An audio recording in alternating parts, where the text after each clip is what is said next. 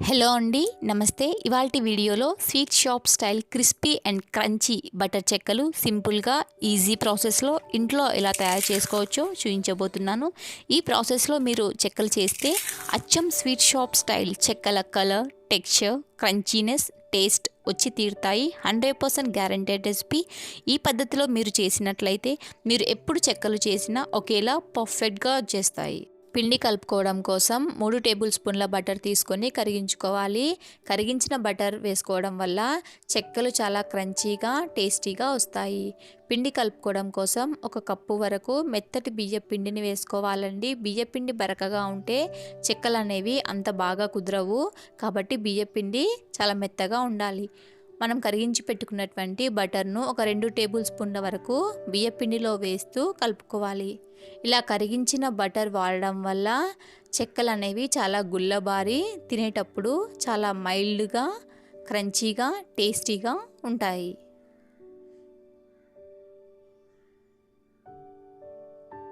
ఇలా వీడియోలో చూపిస్తున్నట్లుగా బియ్యం పిండి ఇలా ముద్దగా వచ్చేంత వరకు బటర్ని యాడ్ చేస్తూ కలుపుకోవాలి. నాకు ఇక్కడ ఈ టెక్స్చర్ రావడానికి 4 టేబుల్ స్పూన్ల వరకు బటర్ అవసరం పడిందండి.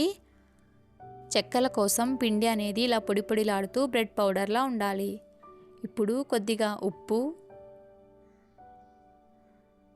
కారం, కొద్దిగా వామును ఇలా చేతిలో నలిపి వేసుకోవాలండి. వామును ఇలా నలిపి వేసుకోవడం వల్ల వాము ఫ్లేవర్ అనేది బియ్యం పిండికి పట్టి చెక్కలు అనేవి చాలా టేస్టీగా వస్తాయి. ఇలా అన్నీ కలిసేంత వరకు కలుపుకొని బియ్యం పిండి టెక్స్చర్ వీడియోలో చూపిస్తున్న విధంగా ఉండాలి.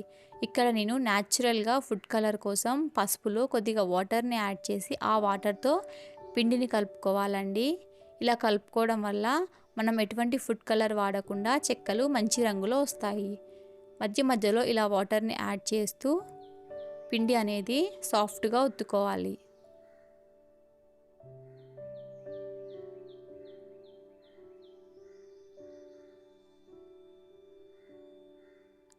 రెండు గంటల పాటు నానబెట్టుకున్న పెసరపప్పును కూడా బియ్యపిండిలో వేసి కలుపుకోవాలి.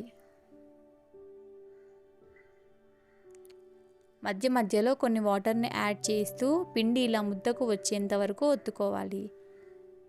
బియ్యపిండి అనేది మరీ ఎక్కువ గట్టిగా ఒత్తుకోకూడదండి.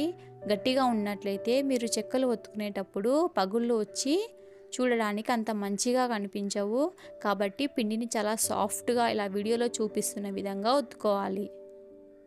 పిండి ఈ టెక్స్చర్లో ఉంటే మీకు చెక్కలు చేసుకోవడానికి చాలా ఈజీగా, అదేవిధంగా చెక్కలు చాలా టేస్టీగా ఉంటాయి. పిండి తడి ఆరిపోకుండా ఒక మూత పెట్టి లిడ్ క్లోజ్ చేసుకొని పక్కన పెట్టుకోవాలి. చెక్కలు ఒత్తుకోవడం కోసం ఇలాంటి ఒక ప్లాస్టిక్ కవర్ని తీసుకొని పిండి ముద్దను చేతిలోకి తీసుకొని ఇలా ఈ సైజులో ఉన్నటువంటి చిన్న చిన్న బాల్స్గా పిండి ముద్దను డివైడ్ చేసుకోవాలి.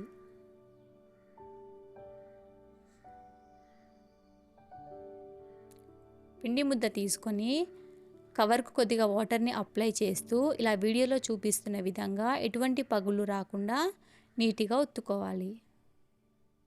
మీరు పిండిలో బటర్ యాడ్ చేసి కలుపుకోవడం వల్ల చెక్కలు అనేవి చాలా గుల్లబారి చాలా క్రంచీగా, టేస్టీగా ఉంటాయి. చెక్కలు ఒత్తుకునేటప్పుడు మధ్యలో ఎక్కువ పల్చగా ఒత్తుకోవాలి. ఇలా పల్చగా ఒత్తుకోవడం వల్ల చెక్కలు అనేవి గుల్లబారుతాయండి. తినేటప్పుడు చాలా క్రంచీగా, మైల్డ్గా, టేస్టీగా ఉంటాయి. ఇలా అన్నీ ఒత్తుకున్న తర్వాత ఇలాంటి ఒక షేప్ ఉన్నటువంటి గిన్నె తీసుకొని చెక్క మధ్యలో పెట్టి కొద్దిగా ప్రెజర్ ఇస్తూ ఒత్తుకోవాలి. ఇలా ఒత్తుకోవడం వల్ల మనకు చెక్కలు అనేవి అన్నీ ఒకే సైజులో వచ్చి చూడడానికి చాలా అందంగా కనపడతాయండి. ఇలా ఎక్స్ట్రా పిండిని తీసేసుకోవాలి.